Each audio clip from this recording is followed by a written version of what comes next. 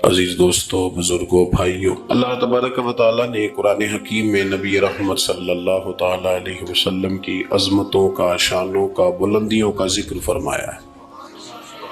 امت مسلمہ نے اور امت کے مفسرین نے، علماء نے نبی پاک صلی اللہ تعالیٰ علیہ وسلم کی ہر عظمت پر، سید عالم صلی اللہ تعالیٰ علیہ وسلم کو عطا کی گئی ہر شان پر تفصیل سے کلام فرمایا۔ ہمارے بزرگوں نے سید عالم علیہ السلام کی عظمتوں کو کھول کھول کر امت کو سنایا اور بتایا، لیکن پھر بھی بہت سارے پہلو تشنا ہیں، اور جیسے جیسے وقت گزرتا جائے گا امت تک حضور سید عالم علیہ السلام کی عظمتوں کو پہنچایا جاتا رہے گا اور لوگ اسے استفادہ کرتے رہیں گے۔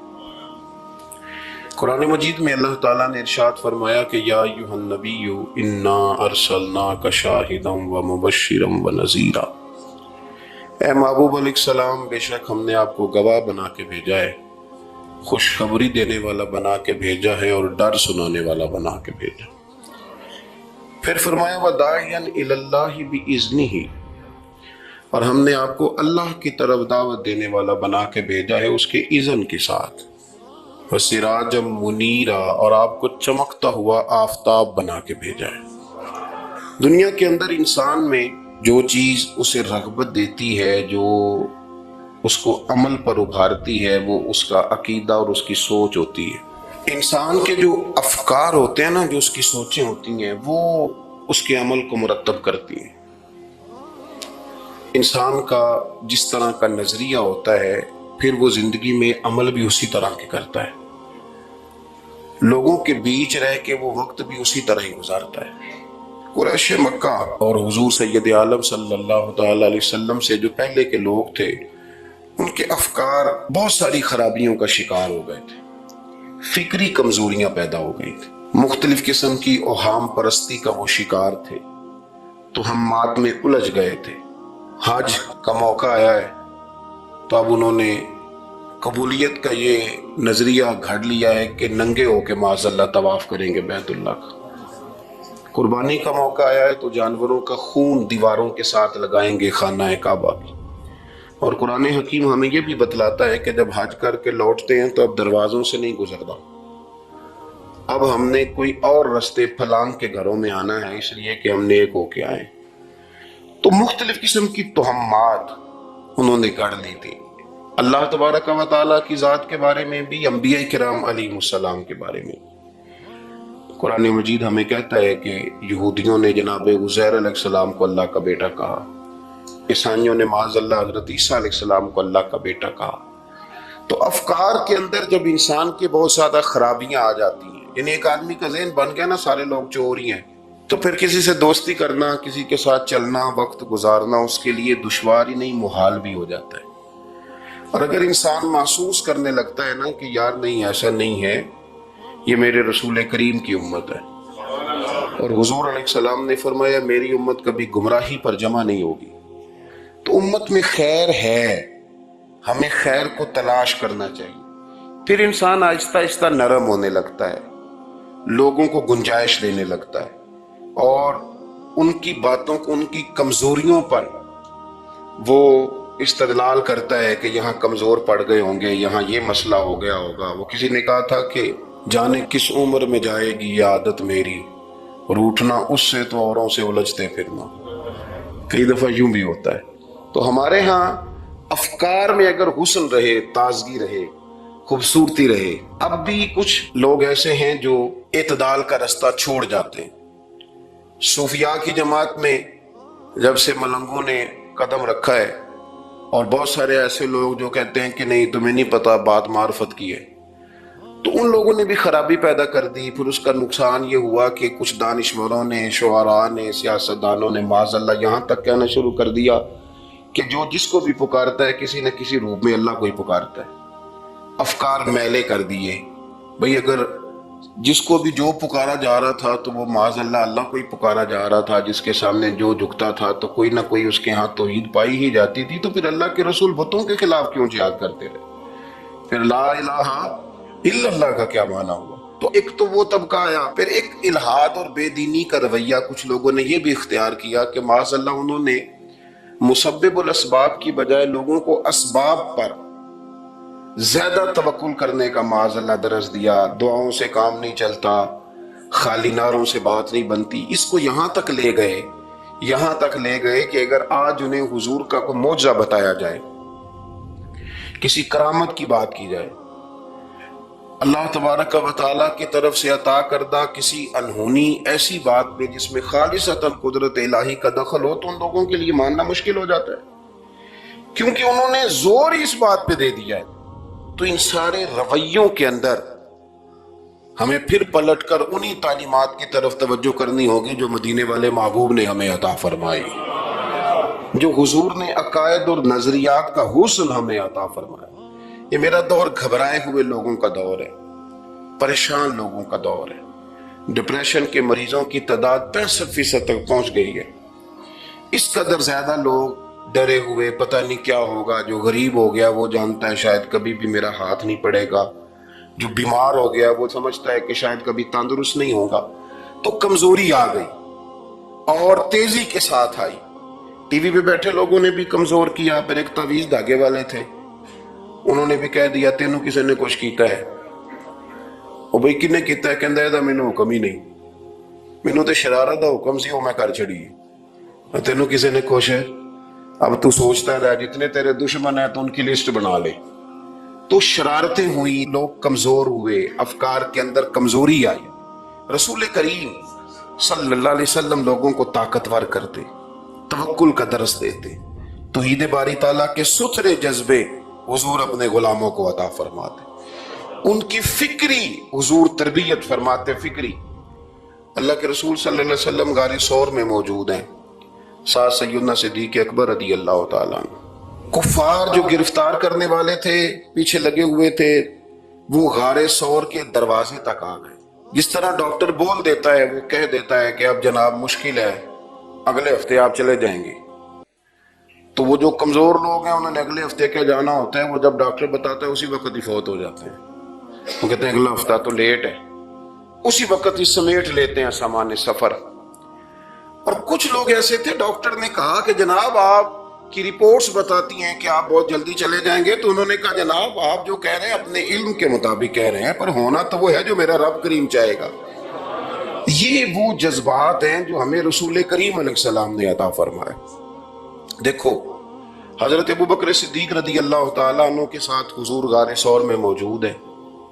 کفار جو گرفتار کرنے والے ہیں وہ دروازے تک آ گئے، بالکل دروازے تک۔ جناب صدیق اکبر رضی اللہ تعالیٰ عنہ ان کو دیکھ کر تھوڑا سا گھبرائے، اپنے لیے نہیں، ذات مصطفیٰ کے لیے گھبرائے، کہیں حضور کو کوئی تکلیف نہ پہنچ جائے، تھوڑا گھبرائے۔ یا رسول اللہ وہ تو قریب آ گئے، اور اگر انہوں نے پیروں کی جانب جھک کر دیکھا تو ہمیں دیکھ لیں گے۔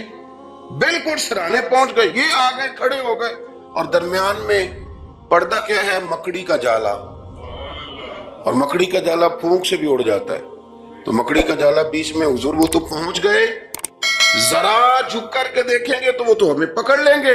اب یہ وقت تربیت ہے، اور وہ تربیت جو محبوب نے اپنے اس عظیم صحابی کی فرمائی، اس تربیت کو میرے رب کریم نے قرآن مجید میں بیان فرمایا۔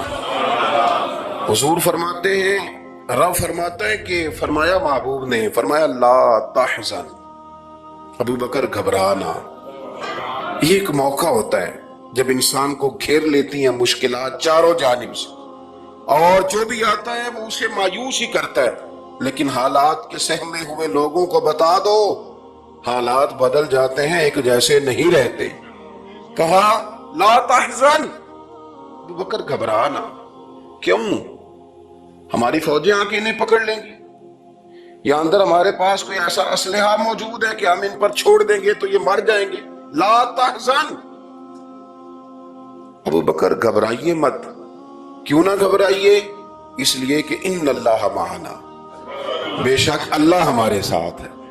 جن کے ساتھ رب ہو انہیں گھبرانا نہیں چاہیے۔ انہیں گھبرانا، یہ جو مسلح کی قوت ہوتی ہے، یہ دعا کی طاقت ہوتی ہے، دعا صلاح المومن، یہ جو قوت ہوتی ہے انسان کے پاس، یہ جو اس کے پاس ہتھیار ہوتا ہے کہ آج رات منا لوں گا میرا رب کرم فرما دے گا، یہ جو اس کے پاس قوت ہوتی ہے یہ اسے کمزور نہیں پڑنے دیتی، اسے طاقتور رکھتی۔ تو حضور نے افکار کے اندر یہ حسن پیدا کیا، لوگوں کو بتلایا کہ بجائے اس کے کہ تم کوئی چور رستہ تلاش کرو، کوئی سیاست کرنے کی کوشش کرو، تم کوئی ایسی راہ اختیار کرو جو تمہیں محسوس ہو کہ درست نہیں ہے، اس رستے نہ چلو، بلکہ تم اپنے رب کو منانے والے رستے پہ چلو۔ اور ترمذی شریف میں حدیث ہے، حضرت انس بن مالک رضی اللہ تعالیٰ عنہ فرمانے لگے کہ کریم محبوب علیہ السلام فرماتے ہیں کہ اپنے دکھڑے دنیا داروں کو نہ بتانا، سیٹھوں، نوابوں، چودھریوں چاپلوسی کرنے کی ضرورت کوئی نہیں، اپنے دکھڑے دنیا داروں کو نہ بتانا ورنہ اللہ تمہیں کبھی غنی نہیں فرمائے گا۔ فرمایا اپنے دکھ اپنے رب کریم کی بارگاہ میں عرض کرنا، جلدی یا دیر سے اللہ تمہیں لوگوں سے بے نیاز کر دے گا۔ تربیت فرمائی۔ ہم لوگوں نے تیزی سے اپنے آپ کو کمزور کیا ہے، توجہ کا مرکز دنیا دار۔ وہ اکبر الہآبادی نے کہا تھا کہ مصیبت میں بھی اب یاد خدا ہم کو نہیں آتی، دعا منہ سے نہ نکلی جیبوں سے عرضیاں نکلی۔ اب بھی نہ لوگ درخواستیں جمع کراتے ہیں، دعائیں نہیں کرتے۔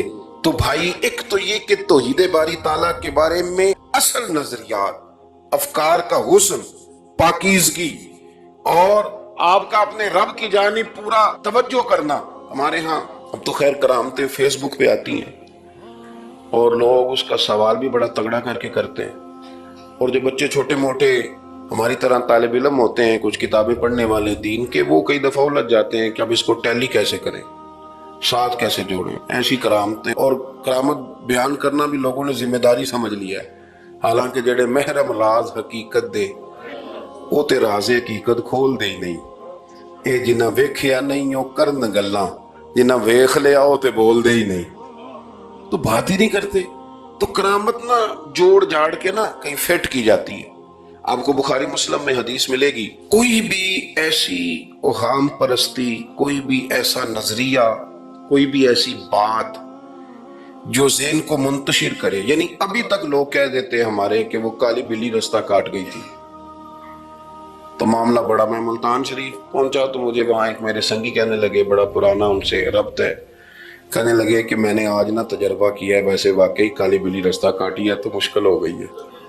میں نے انہیں کہا کہ آپ کا تجربہ سجدہ صاحب کا محتاج ہے، آپ کو دوبارہ سے تجربہ کرنا چاہیے، خدا کے بندے کالی بلی رستہ کاٹ جائے تو مشکل ہوتی ہے، تو میرا تو سارے رستے کئی کالی گاڑیاں رستہ کاٹ گئی، اب کیا کیا جائے۔ ایک کمزوری ہے، افکار میں کمزوری نہیں پیدا کریں، کچا پن نہ پیدا کریں، آپ مضبوطی لائیں۔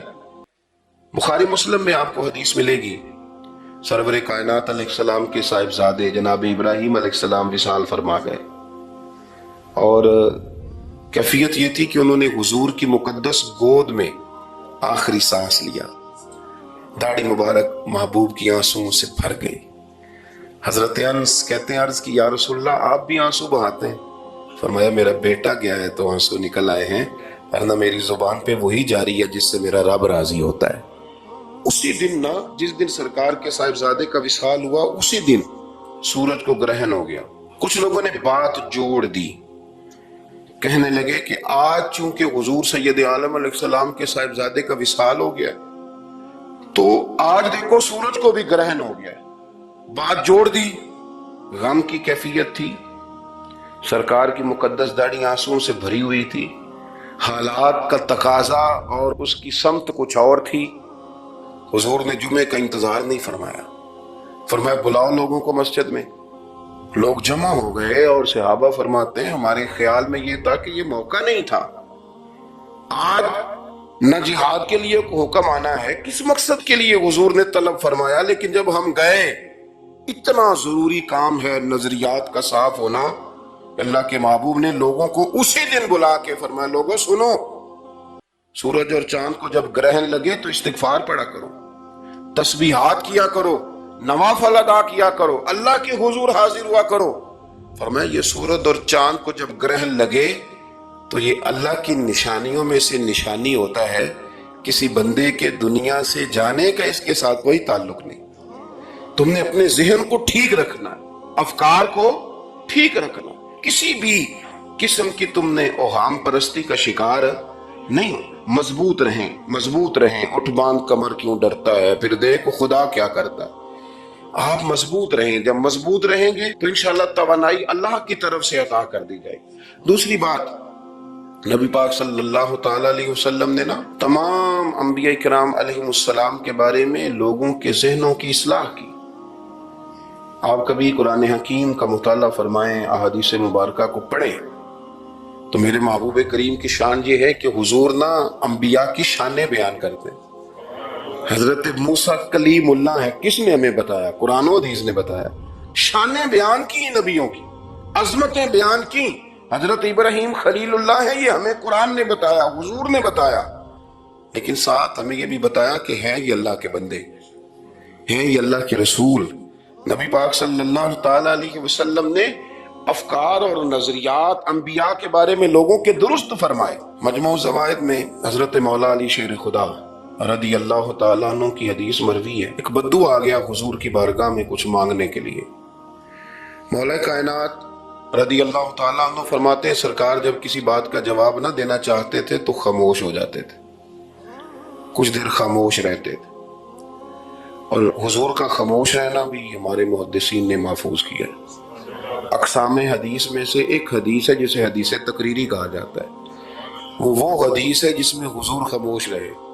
کوئی کام کیا گیا تو سرکار خاموش رہے. حضرت مولا علی کہتے ہیں حضور خاموش ہو گئے, لیکن کیونکہ دیہاتی تھا, سادہ تھا, اس نے جب بار بار گفتگو چھیڑنا چاہی تو پھر حضور نے فرمایا چل پھر مانگ لے کیا مانگتا ہے, مانگ لے پھر کیا مانگتا ہے, کر سوال.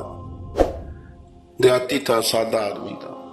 مولا کائنات فرماتے ہیں ہمیں یوں لگا کہ اب یہ آخرت اپنی سوار جائے گا, جنت کا سوال کرے گا, لیکن بڑا ہی سادہ تھا. مانگنے پہ بھی آیا تو کیا مانگا, کہنے لگا یا رسول اللہ صلی اللہ علیہ وسلم میں نے سفر کرنا ہے, مجھے ایک اونٹنی عطا کر دیتے. حضرت سلطان باہو سے کسی نے کہا کہ بڑے لوگ مرید ہوتے ہیں, تو فرمانے لگے رابطہ طالب کوئی نہیں ملیا, جو ملیا طالب زرد آؤ. تو بہت سارے لوگ ایسے آتے ہیں جو کامل شیخ کے پاس بھی آ کے کہتے ہیں دکان کوئی نہیں چلتی. یہ تو کسی سیٹ سے مشورہ کر لیتے, کاروبار چلانے کا آپ کو ڈھنگ بتا دیتا. یہ یہاں آ کے بھی آپ نے یہی سوال کیا, یہاں پہنچ کے بھی یہی سوال. تو نبی پاک صلی اللہ تعالی علیہ وسلم سے کہنے لگا ایک اونٹ دے دیں آنے جانے کے لیے.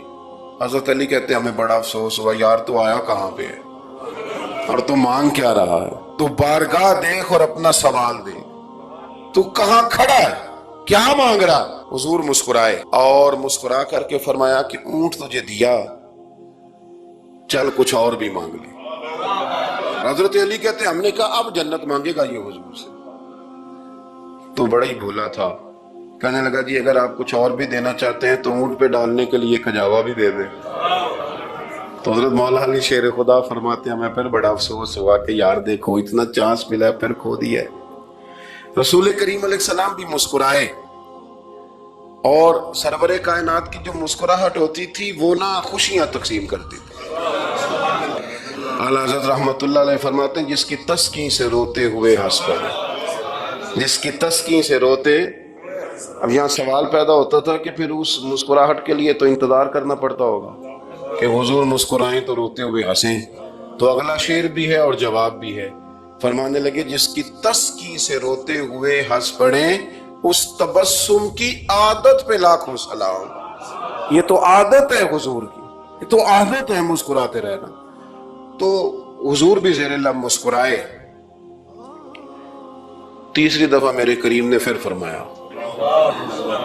فرمایا چل مانگ لے کچھ, تجھے ایک چانس اور دیتے ہیں. پر مولا کائنات فرماتے ہیں بڑا ہی بھولا تھا, تیسرا چانس ملا, گویا گولڈن چانس ملا, لیکن پھر بھی وہیں کا وہیں رہ گیا. کہنے لگا ٹھیک ہے اگر آپ کچھ اور بھی دینا چاہتے ہیں تو میرا سفر لمبا آنے جانے کا خرچہ بھی دے دے. اللہ اکبر. اب حضور عقائد کی بابت بتانے لگے کہ رسالت کے بارے میں, محبوب کے بارے میں عقیدہ کیسا ہونا چاہیے. تو حضور علیہ السلام فرمانے لگے تجھ سے تو وہ بنی اسرائیل کی بڑھیا ہی اچھی تھی. یا رسول اللہ صلی اللہ علیہ وسلم کون سی؟ تو حضور فرمانے لگے جناب موسیٰ علیہ السلام کو حکم ہوا ہجرت کریں, تو آپ جاننے لگے تو پھر ارشاد خداوندی ہوا کہ جہاں حضرت یوسف علیہ السلام مدفون ہے، آپ کا مزار پر انوار ہے، اگر آپ کو جانا ہے تو پھر ان کے تابوت کو بھی آپ نکال کر کے ساتھ لے جائیں۔ حضرت سیدنا موسیٰ علیہ السلام نے لوگوں سے پوچھا تمہیں پتہ ہے جناب یوسف کا مزار کہاں ہے؟ کسی کو نہیں پتا، ایک بوڑھی اماں ہے ضعیف العمر، اس کو خبر ہے۔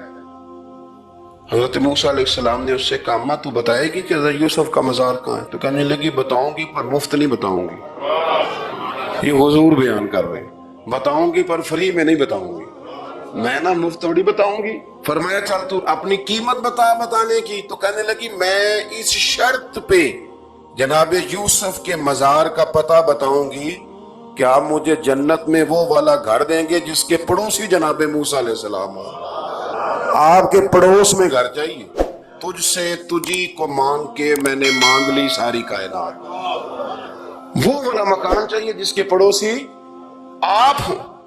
تو حضرت موسیٰ کلیم فرمانے لگے اماں چل جنت مانگ، تو نبیوں کے قریب مکان مانگ رہی ہے، وہ تو بڑا اونچا درجہ ہوگا، تم بڑی دور پہنچ گئی، اتنی بڑی سوسائٹی میں پلاٹ مانگ لیے، وہاں پہنچ گئی۔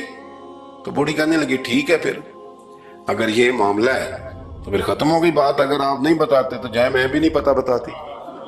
جب وہ اڑ گئی، ٹھہر گئی، اور اڑی بھی کس طرح، یہ بھی میرے اللہ کی توفیق، میری طلب بھی تو تیرے کرم کا صدقہ ہے، میری طلب بھی تو تیرے کرم کا صدقہ ہے، یہ پاؤں اٹھتے نہیں بلکہ یہ اٹھائے جاتے ہیں۔ تو وہ کہنے لگی میں نہیں پھر بتاتی، آپ کسی اور سے پوچھ لیں۔ جناب موسیٰ خاموش ہوئے تو ارشاد خداوندی ہوا کلیم اپنے پڑوس میں مکان دینے کا وعدہ آپ کر لیں اور مکان انہیں میں عطا کر دوں گا۔ تو حضور سید عالم صلی اللہ تعالی علیہ وسلم نے اس بدو کی موجودگی میں تربیت فرمائی صحابہ کی، یہ چیزیں بھی حضور نے عطا فرمائی، لیکن جب تمہیں کہا جائے مانگو تو پھر یہ کریم رسول کا دروازہ ہے، مانگیں گے مانگے جائیں گے اور منہ مانگی پائیں گے، سرکار میں نہ لا ہے نہ حاجت اگر کی۔ تو افکار کا حسن، نظریات کی پاکیزگی، ہمارے ہاں نا آج کل جو ہمیں لیکچر دیے جاتے ہیں نا، بالخصوص جو طلبہ سائنس پڑھتے ہیں تو وہ جب سوالات اٹھاتے ہیں تو اس میں کچھ ایسی چیزیں بھی آتی ہیں، یہ ابھی کورونا کے حالات جب پچھلے دنوں چل رہے تھے تو اس وقت دو تین قسم کے لوگ ہوئے، ایک تو وہ ہوتے ہیں جو بالکل نہیں ڈرتے، کہتے ہیں وہ چھوڑو جو ہوگا دیکھا جائے گا، اور ایک وہ ہوتے ہیں جو اتنا ڈرتے ہیں کہ بیچارے اپنے سائے سے بھی ڈرنے لگ جاتے ہیں۔ تو یہ دونوں باتیں جو ہیں یہ درست نہیں ہیں۔ درست کیا ہے کہ آپ احتیاط بھی کریں گے پر بھروسہ اپنے رب کریم کی ذات پر کریں گے، بھروسہ اللہ پر۔ تو لوگوں کو ڈرایا جاتا ہے اور جو خوف پھیلایا جاتا ہے ہمارے ہاں وہ بڑا عجیب قسم کا انداز ہے، قبر کو کھڑکی کوئی نہیں ہوتی، دروازہ کوئی نہیں ہوتا، آکسیجن کیسے جائے گی؟ یا آپ کبھی ٹویٹر پر مختلف بڑے لوگوں کے پیغامات دیکھیں تو موت کے بارے میں جب وہ چیزیں شیئر کرتے ہیں تو عجیب سا رنگ اس کا محسوس ہوتا ہے کہ اللہ جانے یہ بیچارہ کہاں کھڑا ہو گیا ہے، اور خوف، اور لوگ اس کا ذہن بنا کے ڈرتے ہیں۔ ڈرنا چاہیے، ضرور ڈرنا چاہیے، لیکن ایک بات یاد رکھیں، حضرت مولا علی فرمایا کرتے تھے کہ ڈرنا تو اپنے اعمال سے چاہیے، ان کو درست کرنا چاہیے۔ ڈرنا تو اس چیز سے چاہیے کہ کیا ہم نے وہ رستہ اختیار کیا ہے جو قبر کو بالکل تنگ کر دے گا، جو جہنم کے گڑھوں میں سے گڑھا بنا دے گا؟ اگر وہ رستہ ہے اور اس پر آپ چلے ہوئے ہیں، آپ سخت ہو گئے ہیں، آپ نے سوچنا چھوڑ دیا ہے، آپ نے حقوق العباد کے معاملے کو ترک کر دیا ہے، آپ اپنی طبیعت کے لحاظ سے لوگوں کو ستانا مشغلہ بنا بیٹھے، آپ حلال حرام کی تمیز چھوڑ گئے، نگاہوں کی صفائی سے لے کر رزق حلال کو پیٹ میں لے جانے تک اگر غیر محتاط ہو گئے تو پھر تو خوف کھائیں۔ لیکن یہاں ان نظریات کی بابت جو حضور نے ہماری تربیت فرمائی، تو حضور نے ہمیں یہ نہیں فرمایا کہ میرا مومن ہو تو تم اسے کھڈے میں چھوڑ آؤ گے، ہو زندگی تقوی اور محتاط رہ کر گزارنے والا اور تم اسے کھڈے میں چھوڑ آؤ، یہ نہیں ہے، بلکہ فرمایا جو میرے مومن کی قبر ہوتی ہے روضہ من ریاض الجنہ، وہ تم اسے نا کھڈے میں نہیں چھوڑ کے آئے، باغ میں چھوڑ کے آئے ہو۔ آپ باغ کا تصور کریں پھر قبر کو سوچیں، نہیں باغ میں چھوڑ کے، اور باغ بھی معمولی نہیں، جنت کے باغوں میں سے باغ، جنت کی کیاریوں میں سے روضہ من ریاض الجنہ۔ اب ذرا اس اینگل سے آپ اپنی قبر کو سوچیں، اس رویے کے ساتھ کہ اگر قبر آپ کی جنت کا باغ ہے تو باغ میں جاتے بندہ ڈرتا تو نہیں، اور باغ اتنا حسین ہے کہ جس میں پہلی آنکھ کھلے گی تو پہلی نظر اٹھے گی تو مدینے والے محبوب کا چہرہ نور نظر آئے گا، اتنا شاندار باغ ہے۔ آپ اس کی رعنائی، اس کا حسن اور اس کی خوشبو کو ملاحظہ فرمائیں۔ تو حضور نے نا ہماری تربیت فرمائی۔ میں اکثر کہا کرتا ہوں احباب سے کہ انسان 10-15 سال کے بعد پردیس سے واپس لوٹے اور ماں اگر موجود ہو نا گھر میں، اتنا تگڑا استقبال کرتی ہے کہ مزہ آ جاتا ہے، اس کا بس نہیں چلتا، مکان بھی نہیں بنا دے، فلانی چیز بھی نہیں لے آؤ، میرا پتر آ رہا ہے، فلانی بھی۔ تو سالوں بعد بندہ گھر لوٹے تو ماں اتنا استقبال نہیں کرتی جتنا قبر میں اللہ کی رحمت بندے کا استقبال کرتے۔ اس لیے جب یہ سوچ بن گئی تھی نا صحابہ کی حصول جنت کی، تو پھر ان کو لگاؤ ہو گیا تھا، پھر دنیا کی زندگی، جاہ و جلال، مال و دولت اتنا زیادہ وقت نہیں رکھتا تھا ان کی نظر میں۔ پھر وہ سمجھ گئے تھے اس بات کو کہ کن فی الدنیا کانک غریب و عابر سبیل، سمجھ گئے کہ یہ مسافر ہیں ہم یہاں، اور وہ پھر اتنا زیادہ اپنے ذہن پہ چیزوں کو سوار نہیں کرتے تھے، محسوس کرتے تھے کہ اتنی زندگی ان کی ہے، اتنی زندگی ان کی گزر گئی ہے، محسوس کرتے تھے، اور اس پر پھر وہ جو فوکس کرتے تھے وہ آخرت کے لیے کرتے تھے۔ ایک خاتون حضور کی بارگاہ میں حاضر ہوئی، یہ بھی سیاستہ میں آپ کو روایت ملے گی، بہت ساری کتابوں میں ہے لیکن اس کی اصل آپ کو بخاری شریف میں ملے گی۔ حضرت ابو ہریرہ رضی اللہ تعالیٰ عنہ فرماتے ہیں کہ خاتون آئی تو اس نے آ کر نا بڑے درد کے ساتھ حضور کی بارگاہ میں استغاثہ پیش کیا، عرض کرنے لگی یا رسول اللہ صلی اللہ علیہ وسلم، میں نا مرگی کی مریض ہوں، بڑی تکلیف میں ہوں۔ یہ جو مرگی کا مرض ہوتا ہے یہ اعصابی بھی ہے، جسمانی بھی ہے، ذہن کو کنٹرول کرتا ہے، اور انسان جسمانی طور پر بھی بالکل اس وقت جب دورہ ہوتا ہے مفلوج ہو جاتا ہے، ذہنی طور پر بھی خوشی غمی آنا جانا دشوار ہو جاتا ہے انسان کے لیے۔ تو وہ خاتون عرض کرتی ہے یا رسول اللہ صلی اللہ علیہ وسلم، مجھے مرگی ہے، کریم آپ دعا فرمائیں، رب مجھے شفا عطا کر دے۔ حضور دعا فرما دیا کرتے، اللہ تعالیٰ نے میرے محبوب کے وجود کو ہی شفا بنایا، لعاب دہن مولا علی کی آنکھوں پہ لگائیں تو رب کریم فوراً شفا عطا فرمائے۔ لیکن حضور نا تربیت جب کرتے نا، تربیت لوگوں کے بیچ، تو پھر نظریات کو، عقائد کو، افکار کو حضور غسل دیتے، وضو کراتے۔ یہاں بھی سرکار نے صحابہ کے بیچ اس خاتون سے گفتگو فرمائی، اور حضور فرمانے لگے اگر تو کہے تو میں دعا کرتا ہوں رب تجھے شفا دے دے گا۔ حضور فرمانے لگے اگر تو کہے میں دعا کرتا ہوں اللہ شفا دے گا، اور فرمایا اگر تو کرے صبر تو میرا وعدہ ہے رب بغیر حساب کتاب جنت عطا کرے گا۔ اب یہ سوچ ہے، یعنی ہمیں جب چانس ملتا ہے دنیا اور آخرت میں چیزوں کو عکس کرنے کا تو آپ نظر دوڑا لیں دائیں بائیں کہ لوگوں نے توجہات کہاں اپنی مرکوز کی ہوئی۔ حضور نے فرمایا اگر تو کہے تو رب کریم ہے، وہ شفا دے گا، میں دعا کروں گا، اور اگر تو صبر کرے، مانا کیا کہ اگر تو مرگی کے ساتھ ہی گزارا کرے، اس کے ساتھ ہی وقت بتائے تو پھر رب تجھے جنت دے گا۔ یہ سمجھ لے بات، اس پر غور کریں۔ وہ جو بیماری کو رحمت کہا گیا تو یہاں اس کا عملی مظاہرہ ہونے جا رہا ہے۔ حضور فرمانے لگے گر تو صبر کرے تو رب جنت دے گا۔ صحابہ کہتے ہیں اس بوڑھی نے 1 منٹ نہیں لگایا سوچنے کے لیے، فوراً عرض کرنے لگی، گویا عرض کرتی ہے حضور تھوڑی سی تو زندگی ہے، میں مرگی کے ساتھ ہی گزارا کر لوں گی، آپ دعا کریں رب مجھے جنت عطا کر دے۔